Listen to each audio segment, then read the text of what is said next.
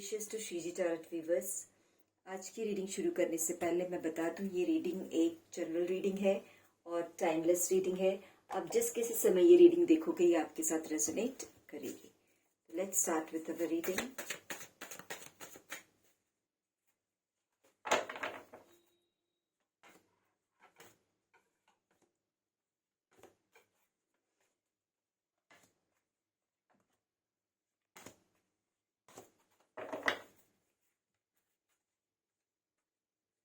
Bottom of the deck, Six of Pentacles.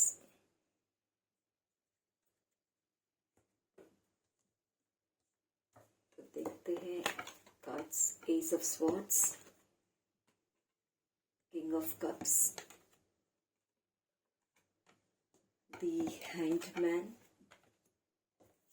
Ten of Wands, Three of Wands, Queen of Cups, Five of Pentacles and Six of Swords. Okay, so cards यहाँ पे show हो चुके हैं। S of swords, कोई बहुत ही अच्छा idea आपके mind में आया है या आने वाला है। आई थिंक आ चुका है। ऐसा कोई प्लानिंग, ऐसा कोई आइडिया माइंड में आपके आया है, तो आप सोच रहे ये करे या ना करे। बट बिलीव मी, आपको बहुत ज़्यादा यहाँ पे बैलेंस रहना है, यानी किसी भी आइडिया को ऐसे इम्प्लीमेंट नहीं करना है। उसके लिए आपको बहुत ज़्यादा गहन विचार करना है कि वो चीज़ आपके लिए फ्रूटफुल है या नहीं। जब भी आप किसी आइडियाज़ को के ऊपर काम करने की सोचो, तो वहाँ पे आपको ये देख लेना है कि कहीं मैं इस चीज़ को पूरा करने में अपने दिल और दिमाग को साथ में रखते हुए काम करना है। यानी कई बार हम दिल से कुछ करते हैं मगर दिमाग हमारा कहीं और लगा रहता है। कई बार दिमाग की काम करते पर दिल कहीं और लगा रहता है। तो जो चीज़ आपको दिल और दिमाग दोनों से अच्छी लगे, उस चीज़ को आपको यहाँ करना है। इमोशनली भी आपको स्टेबल रहना है और मेंटली, थॉट वाइज भी आपको बहुत ज़्यादा अलर्ट रहने की ज़रूरत है। द हैंगमैन, क्योंकि यहाँ मुझे इसलिए मैं ये सजेशन दे रही हूँ कि ये द हैंगमैन शो कर रहा है कि आपके पास अच्छा खासा नॉलेज है, ज्ञान है, विचारों में आपके बहुत सारे आइडियाज़ हैं, मगर कहीं ना कहीं उनको इम्प्लीमेंट करते समय अगर आप कुछ गलत गड़बड़ी कर दो तो क्या होगा, आप पे वर्क प्रेशर बहुत ज़्यादा बढ़ जाएगा। कई बार ऐसा होता है कि हम पार्टनरशिप करना चाहते हैं और सोचते हैं कि हमारे साथ बहुत सारे पार्टनर्स हो या बहुत सारे लोग मिलके हम कुछ काम करें, बट अल्टीमेटली होता क्या है, जब काम शुरू होता है तो सारा वर्कलोड आपके ऊपर आ जाएगा, बाकी के लोग बैकआउट हो जाएंगे या काम को अच्छे से नहीं कर पाएंगे, क्योंकि कहीं ना कहीं आपने सही तरीके से सारी चीज़ें एनालाइज नहीं की है।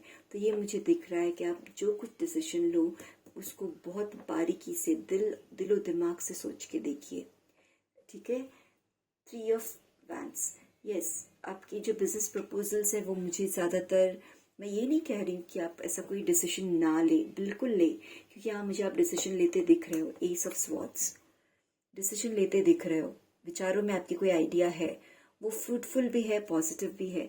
बस यही कहा जा रहा है कि सिर्फ दिमाग को यूज़ करके काम मत कीजिए, थॉट्स को, दिमाग को, विचारों को तो यूज़ कीजिए, बट साथ में कहीं ना कहीं अपने कॉन्शियस, सबकॉन्शियस दोनों चीज़ों को बैलेंस करना है। इमोशनली भी आप वहाँ पे खुश हो या नहीं, ये चीज़ भी सोचना ज़रूरी है। थ्री ऑफ वैंड्स, मुझे आपके कुछ बड़े प्रोजेक्ट्स दिख रहे हैं, इंटरनेशनल प्रोजेक्ट्स हो सकते हैं या एक स्टेट से निकल के दूसरे स्टेट में आप जाने की सोच रहे हो। क्वीन ऑफ कप्स, आप बहुत बड़ा गोल आपके सामने है, टारगेट आपने बना रखा है। फाइव ऑफ पेंटिकल्स, बट बहुत सोच समझ के चलना है आगे। कहते हैं ना, सफलता का जो सफ़र है वो कांटों से भरा होता है। तो यहाँ पे मुझे थोड़ी मुश्किलाहट दिख रही है, आपको बहुत सोच समझ के इसलिए डिसीजन लेना है। ग्राउंडेड रह के डिसीजन लीजिए। बिल्कुल पैसा है, फाइनेंस है, बट यहाँ पे मुझे ग्रोथ फैक्टर की अगर बात करूँ तो मुझे आप जितना एक्शन लेते दिख रहे हो, जितना थॉट्स में आपके विचार में ये चीज़ें चल रही हैं, उतना फ्रूटफुल रिजल्ट मुझे नहीं दिख रहा है अगर फाइनेंशियल देखा जाए तो, ठीक है। एंड में मुझे लग रहा है कि आपको बैकआउट करना पड़ सकता है। अगर आपने सोच समझ के डिसीजन नहीं लिया तो आपको इस प्रपोजल से बैकआउट करना पड़ सकता है। तो बेटर है कि आप अभी उसको एनालाइज कर लीजिए। अब थोड़े से और कार्ड्स मैं निकाल लेती हूँ इसी टॉपिक से रिलेटेड कि क्या किया जाए। प्रपोजल आपके माइंड में है, कुछ करना है, ऐसा क्या किया जाए जो वर्कलोड तो ना बढ़े, बिकॉज जब वर्कलोड बढ़ता है तो फिर हम उस चीज़ों से बैकआउट करने की सोच लेते हैं, है ना।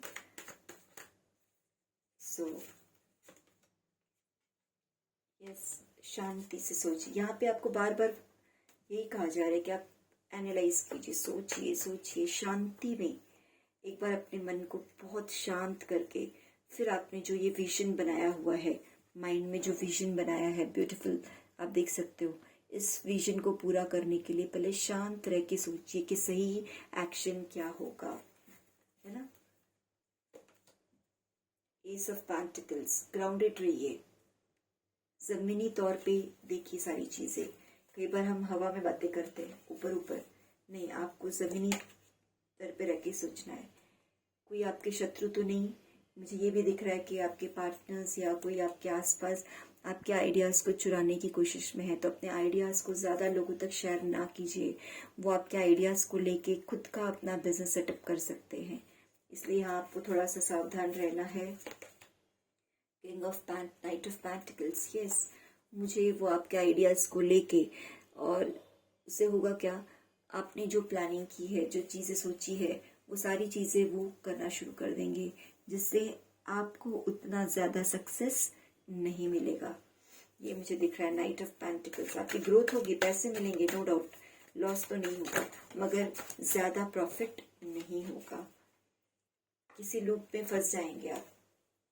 दो कहते हैं ना, दो तरह की चीज़ें आगे चल के, तो ये लूप पे फंसने की सिचुएशन ना आए, इसीलिए आपको एनालाइज करने कहा गया है। पेज ऑफ पेंटिकल्स, अपने गोल को हमेशा अपने सामने रख के चलिए, मेन आपका जो टारगेट है उसको सामने रख के चलिए, दो नाव पे सवार मत होइए। नाइन ऑफ पेंटिकल्स, यस, जब आप इस तरह से अपने आप को बैलेंस रखोगे दो चीज़ों, यानी कई बार हम डबल प्रॉफिट, यहाँ पे मुझे यही लग रहा है, दुगना फायदा, इन सब के चलते हम अपना लॉस करा देते हैं। तो आपको यहाँ पे अगर आपको कुछ प्रॉफिट हो रहा है, आप उसमें खुश रहना सीखिए, तभी जाके धीरे धीरे आपको और ज़्यादा प्रॉफिट उस एरिया में होगा, है ना। एक साथ एक बार में आपको दुगना प्रॉफिट हो जाए, ऐसा अक्सर नहीं होता है।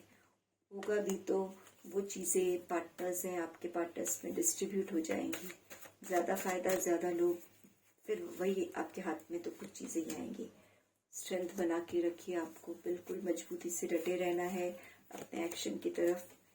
यस, अपोजिट पार्टी वालों से जब कभी आपको विरोध करने की ज़रूरत पड़े, आपको बिना डरे उनके विरोध में खड़े रहना है। ऑलरेडी फाइनेंस आपके पास काफ़ी है, आप एक फूल की एनर्जी में, इंडिपेंडेंसी, या मुझे ये दिखा रहा है आपको इंडिपेंडेंसी में रहना है, यानी आपके पास जो भी है, आपकी प्रॉपर्टी, आपके पैसे, आपका रुतबा, उसको आपको शेयर नहीं करना है, आपको इंडिपेंडेंट इस तरह से। तो यहाँ यही मुझे सजेशन लग रहा है कि आप पार्टनरशिप की बजाय आप इंडिविजुअली कुछ करोगे तो आपके लिए वो ज़्यादा फ्रूटफुल रहेगा। अब थोड़ा सा मैं शिव काली टैरोट से देख लेती हूँ, माँ क्या गाइडेंस दे रही है, शिव बाबा और माँ काली का आपके लिए क्या गाइडेंस है, देख लेते हैं।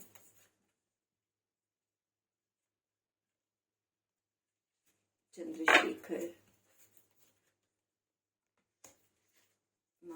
सदाशिव, महेश्वर, त्रिपुर सुंदरी देवी। ओके, शिव काली जी का कार्ड निकल चुका है। Chandrashekhar, blessings of good luck. So Chandrashekhar बाबा आपको एक गुड लक की ब्लेसिंग्स दे रहे हैं कि आप जिस एरिया में जाओ लक आपके साथ रहे। Sadashiv, be prepare to receive the knowledge, ब्रह्म ज्ञान, यहाँ भी आपको ज्ञान, नॉलेज गेन करने के लिए कहा गया है, यानी एक इंटेलिजेंट की तरह काम कीजिए। आप बिल्कुल अपने ज्ञान को जो आपके पास है उसको इस्तेमाल करते हुए आगे बढ़िए, बिना सोचे कोई डिसीजन ना लीजिए। ब्लेसिंग्स ऑफ पीस, आपको अगर कुछ डिस्टरबेंस है तो उसके पीस के लिए यहाँ महेश्वर बाबा आपको ब्लेसिंग्स दे रहे हैं। Tripura Sundari Devi blessings of happy marriage and life relationship. यहाँ त्रिपुर सुंदरी देवी भी आपको ब्लेसिंग्स दे रही है कि आपके रिश्तों में दरार ना पड़े, या आपके जो भी रिश्ते हैं उनको आप अच्छे से संभाल के रख सको।